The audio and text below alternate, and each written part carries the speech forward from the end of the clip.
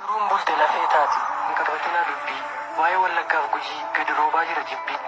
Ilma ajjeesanii abbaa reeffa isaarra teessisuun haadhas dharasee wajjin gudeeddaadhaan ajjeesuun hadhaabbatu ajjeechaan mirgi keenya eegamu garbummaan duruusin abadan hin eegamu. Qaamni dhimma isaa laalu halaatu furmaata isaa lammiin keenya yoo dhume jiraachuun keenya tasa.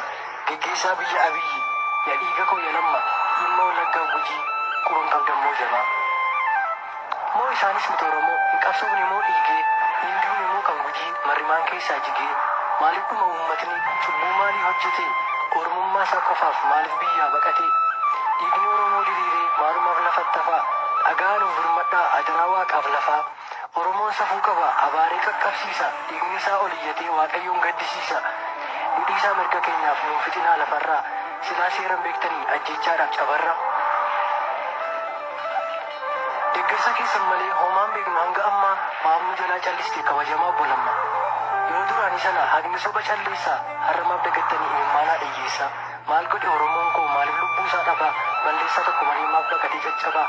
Warii duraan nu faanaa har'a dugda galanii akka waan gurra hin qabnee hin dhageenye jedhanii maaloo adaraa waaqaa Oromiyaaf birmadhaa gaaffii seenaa deebisuuf mirga Oromoof dubbadhaa.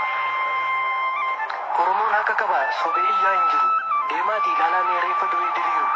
Qeerroo cubbuu isaa malee foon isaa bineensi nyaatu qarree haqa ishee dhabdee qoonqoo wangeetiif taatu.